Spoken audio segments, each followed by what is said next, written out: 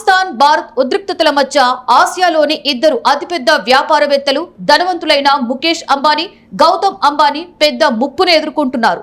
పాకిస్తాన్ పై భారతదేశం ఆపరేషన్ సింధూర్ తర్వాత భారత సరిహద్దుల్లో హై అలర్ట్ జారీ చేసింది. ఈ కారణంగా భారత ప్రభుత్వం పాకిస్తాన్ సరిహద్దుకు సమీపంలో ఉన్న ఇంధన ప్రాజెక్టుల భద్రతను కట్టుదిట్టం చేసింది. వీటిలో గుజరాత్ లోని జామ్నగర్ లో ఉన్న ప్రపంచంలోనే అతిపెద్ద చమురు శుద్ధి కర్మాగారం, కచ్ జిల్లాలోని కావ్డా పునరుత్పాదక ఇంధన పార్కు ఉన్నాయి.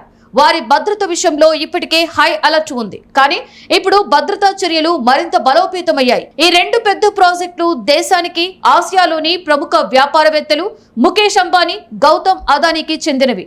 అటువంటి పరిస్థితిలో ఉద్రిక్తత మధ్య భారతదేశం, పాకిస్తాన్ రెండింటిపై పెద్ద ముప్పు పొంచి ఉంది. అంబానీ ఎలా ప్రమాదంలో ఉన్నారంటే, జామ్నగర్ లోని రిలయన్స్ ఇండస్ట్రీస్ చమురు శుద్ధి కర్మాగారం ప్రపంచంలోనే అతిపెద్ద శుద్ధి కర్మాగారం. ప్రతిరోజు 14 లక్షల బ్యారెళ్ల చమురును ప్రాసెస్ చేయగల సామర్థ్యం కలిగి ఉంది. ఈ ప్రాంతం నో ఫ్లై జోన్ లో వస్తుంది. సమీపంలోనే వైమానిక దళ స్థావరం కూడా ఉంది. అందుకే ఇక్కడ భద్రతా విషయంలో ప్రత్యేక నిఘా పెట్టారు. ఇక అదానీకి ఎలాంటి ముప్పు పొంచి ఉంది అంటే, కావ్డా రెన్యూబుల్ ఎనర్జీ పార్క్ 45 GW మొత్తం సామర్థ్యంతో ప్రపంచంలోనే అతిపెద్ద సౌర విద్యుత్తు పార్కు. ఇందులో అదానీ గ్రీన్ అతిపెద్ద వాటాను కలిగి ఉంది. ఇది 30 GW ప్లాంట్లను అభివృద్ధి చేస్తోంది. దీనితో పాటుగా NTPC, Gujarat industries power company కూడా ఈ ప్రాజెక్టులో పాలు పంచుకున్నాయి. ఈ ఉద్యానవనం ఇండో పాక్ సరిహద్దు నుండి కేవలం 1 కిలోమీటర్ దూరంలోనే ఉంది. దీనిని సరిహద్దు భద్రతా దళం పర్యవేక్షిస్తోంది. ఇక భారత్ లో హై అలర్ట్ ప్రకటించినప్పుడు ఈ హై అలర్ట్ కు కారణాలు ఉన్నాయి.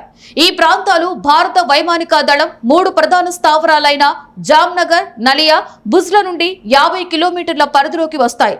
ఈ ప్రదేశాలలో భౌతిక భద్రత, సైబర్ భద్రత, సిబ్బంది శిక్షణ వంటి చర్యలు చాలా ముఖ్యమైనవని భద్రతా నిపుణులు విశ్వసిస్తున్నారు. ఈ ఇంధన ప్రాజెక్టుల భద్రతను నిర్ధారించడానికి బహుళ స్థాయి వ్యూహం ఉండాలని హార్టెక్ గ్రూప్ CEO సిపర్మిత్ సింగ్ అన్నారు.